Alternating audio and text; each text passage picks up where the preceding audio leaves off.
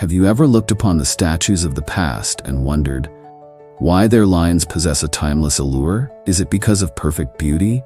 Or is it something deeper, something that cannot be touched, but only felt?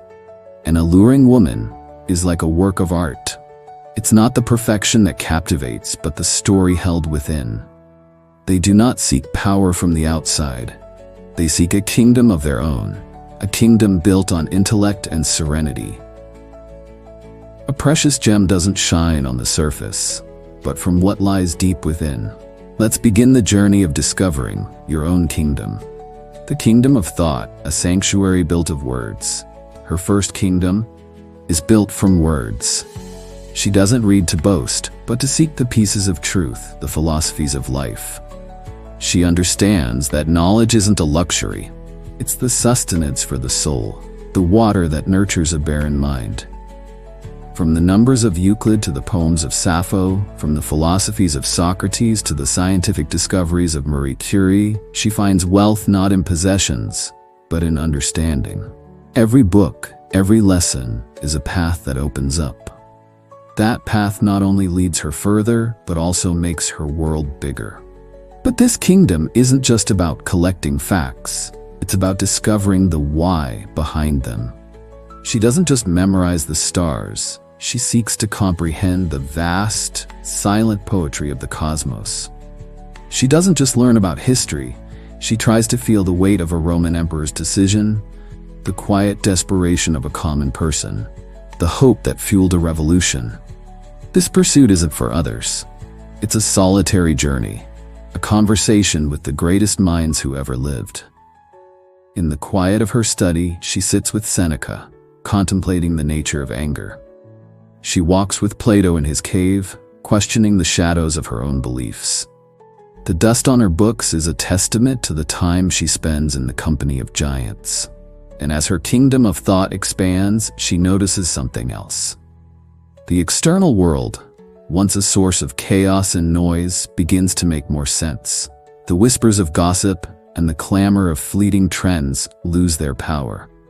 She no longer needs to be the loudest voice in the room because her inner world is full of wisdom. Her mind becomes a fortress, not to keep others out, but to protect her from the trivialities that seek to drain her energy. She becomes a wellspring of insight, a person others seek out not for superficial conversation, but for genuine connection. When she speaks, her words carry the weight of her journey, a journey of relentless curiosity and quiet reflection. Her allure is a byproduct of her intellect, an effortless charm that comes from a mind that is always growing, always questioning, and always seeking to understand.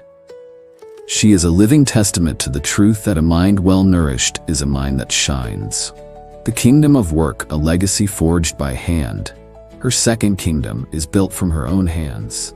She doesn't merely live, she creates. Work isn't a burden. It's a land where she sows the seeds of ambition, of passion. She doesn't chase the spotlight of others. She creates her own.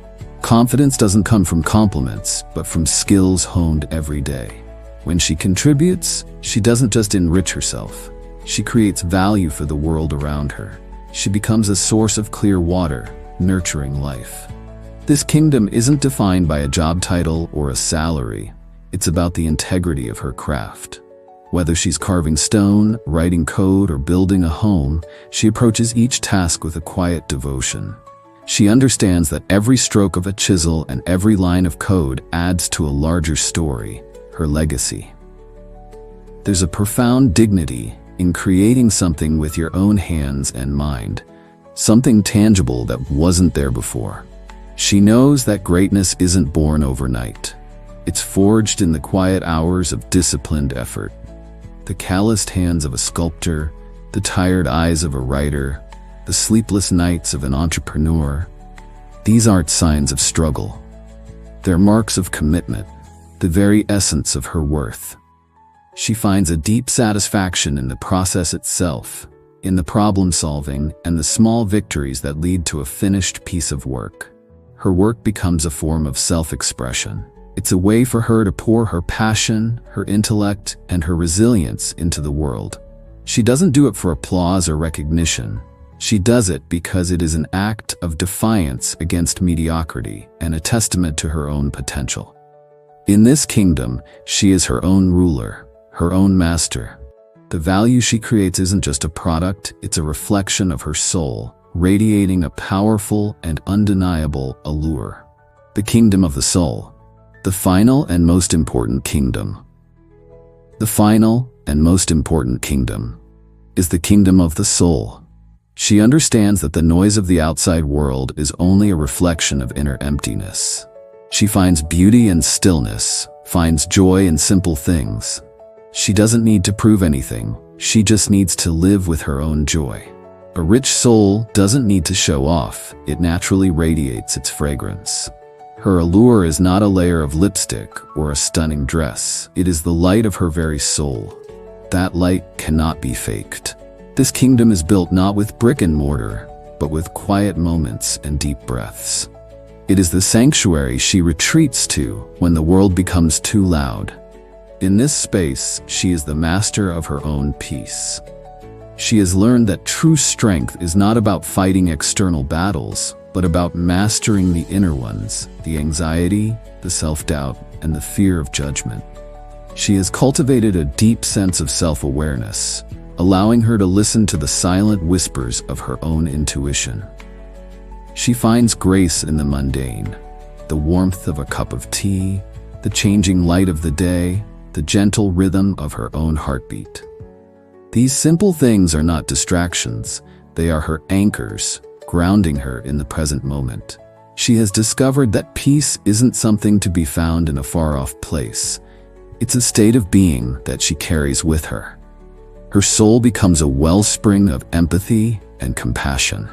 Because she has spent time understanding herself, she is better able to understand others. She doesn't need to be the center of attention because her inner light is enough.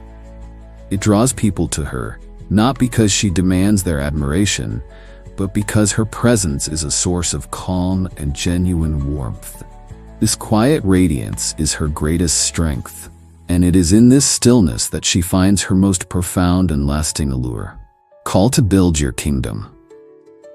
True allure isn't what you have, but what you become. It's not a superficial quality to be acquired. It's a profound state of being that you forge from within. So I invite you to ask yourself a powerful question. What are you building your kingdom with?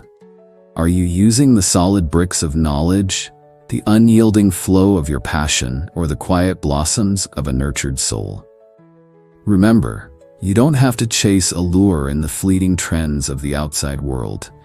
It is already a seed waiting to be planted within you. Start small. Read one book that challenges your beliefs. Dedicate an hour to a project that brings you joy. Find a moment of stillness each day to simply listen to your own thoughts. Your kingdom is waiting to be built, brick by brick, moment by moment. It's a journey not of destination, but of daily creation. And as you build, you will discover a radiance that is uniquely and beautifully your own.